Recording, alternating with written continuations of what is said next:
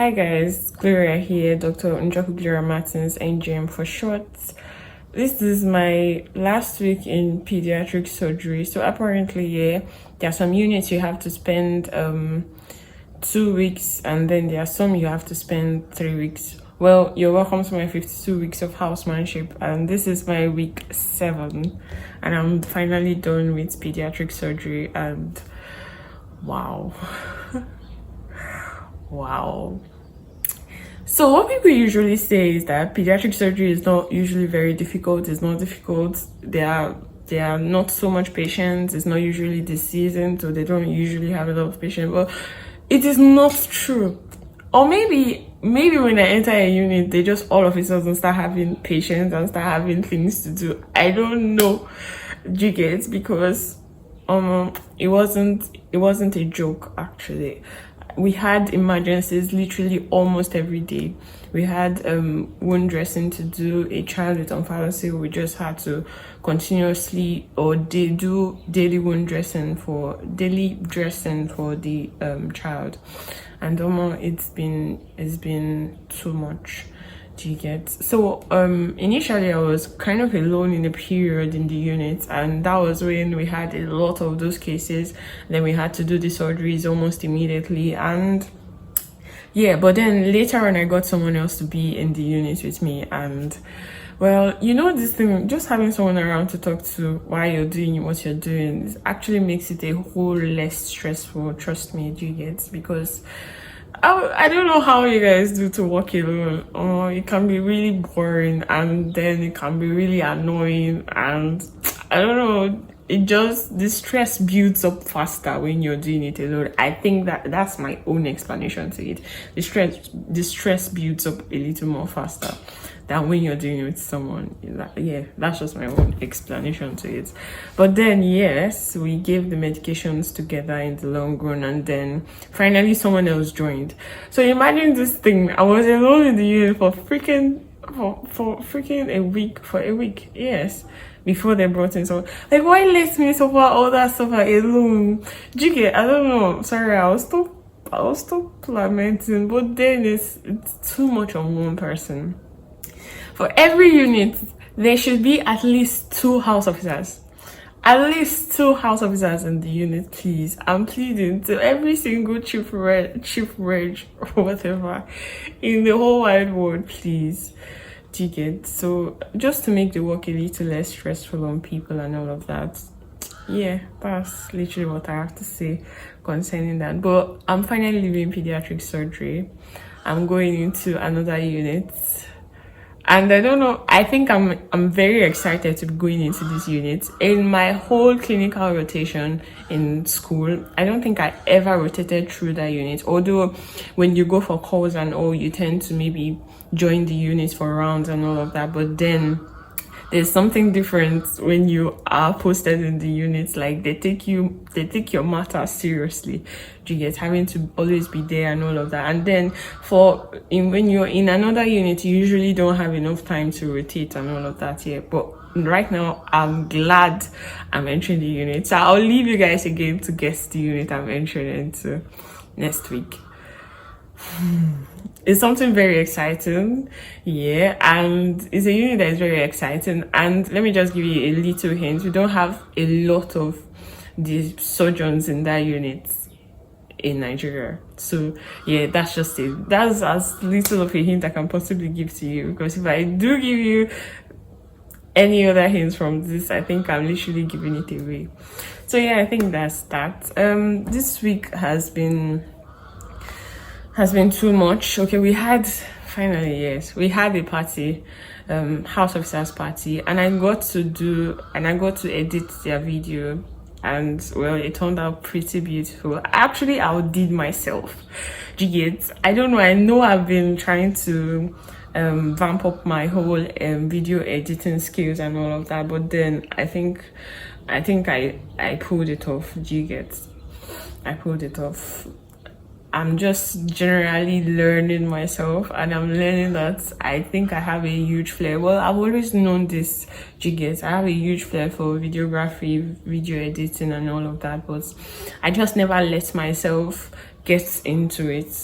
You get, I just never let myself get into it. But now, trust me, I'm going to give house job and then give the whole video editing and videography thing a go and see where it gets me. Do you get, I may not take it major, but at least to build on my skills and all of that. So yeah, I think that's that. So I feel like we need more pediatric surgeons. I don't know how many there are in Nigeria, but I just feel like we need more people going into pediatric surgery. We have a lot of pediatricians. That is something I know of. Like as I am now, I think I knew about it. When we were in school back then, I just knew about one pediatric surgeon. He was our teacher, he was our lecturer. I think there were others too, but they were not teaching in school. Do you get? So I feel like we need more pediatric surgeons because, man, the work is too much on one person. The work is too much on just maybe one or two consultants. Do you get? And breaking it down, like you have orthopedics A, orthopedics B. Do you get? Unit A, unit B in orthopedics. It's the same way you should have pedio surgery A, pedio surgery B. Like have units where you can, where for these units where you're always literally on call, at least have a unit that is on call this week and have another unit that is on call the later week. So at least you have a little break, sort of. Do you get? So I think that's that. Yes, I think that's that. So please, get into, for those of you that are looking for units to get into pediatric surgery, they need you. I don't know if totally it's going to be on my list because well, pedo surgery is a beautiful unit to be in, but I don't know, I'm still considering. Do you get? So I'll put it in my maybe list. There is already orthopedics and urology. Do you get? Now it's looking like every single unit I rotate through, it's my possible specialty. Well, it's not. I'm just literally tallying them. So there's orthopedics and there's urology already. So we're just looking through pediatric surgery. It's actually a beautiful place to be. You know exactly what the problem is. You just go there and they're very tiny, beautiful things. Now, I got to be in contact with, I know I'll still do pediatrics, Jiggets, and all of you are already saying, oh, pediatrics is like the hell surgery and all of that. But then, Jiggets, pediatric surgery has afforded me the little time to come in contact with these tiny, beautiful creatures. Literally. Jiggets, and I don't know. There was one case in particular, we had about a child with interception, yeah. And the child presented very late. Do you get? The parents brought the child in very late after going to like up to 2 or 3 traditional herbalist centers or whatever and giving the child concussions and all of that. So the child came in severe shock. And most of the nurses thought, okay, the child is literally not going to make it and all of that. But then we gave the child within 2 weeks after the surgery, and then the child started getting medications and fluid and all of that. The child started doing well.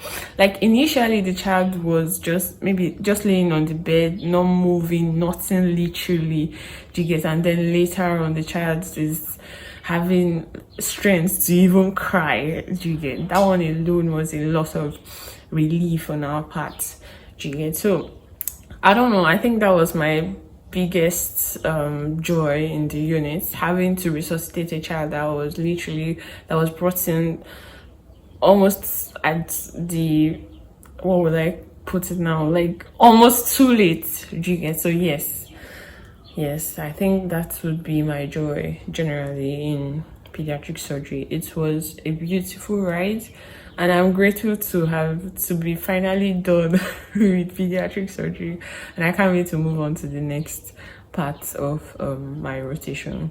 Generally, house job so far has been beautiful because in pediatric surgery, I think I met one of the most beautiful regis. I don't know if it's regis now or residents. Yeah, it's a junior reg, but then the most beautiful selfless reg I've ever met. Do you get? He could literally go way and beyond for his patients, but I don't know if that's very healthy. Do you get? Because it weighs down on you, it burdens you on yourself. Do you get? And you can literally break down. But then this particular person goes way and beyond for his patients, and it's actually very commendable. Do you get? But in the Nigerian system, if you say you want to do that for all your patients, just be prepared to always fall sick. Just be prepared to always fall sick at the end of every shift, because you will have a whole lot of those kind of patients presenting. Do you get? But then, well, it is what we've been called to do, to lay down ourselves. Not lay down ourselves. You see, now let's discuss this Hippocratic oath thing. Are we called to literally kill ourselves for our patient? We obviously not. It is not healthy. Do you get? That is not. Even I remember on our induction, on our induction day, the MDCN official made us promise to also take care of ourselves.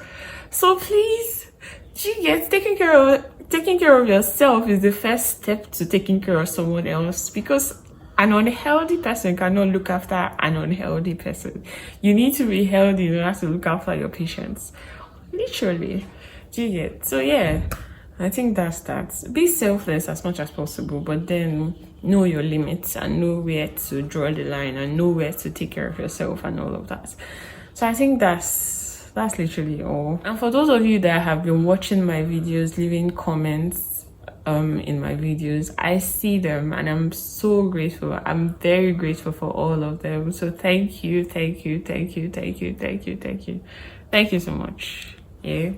And if you have questions, yeah, it is not good to die in silence. If you have questions, if you just have comments, whatever, even if you just want to say hi, let me just see you in the comment section. Yeah, I just want to see you guys, and yeah, I'm going to talk to you guys later. Peace.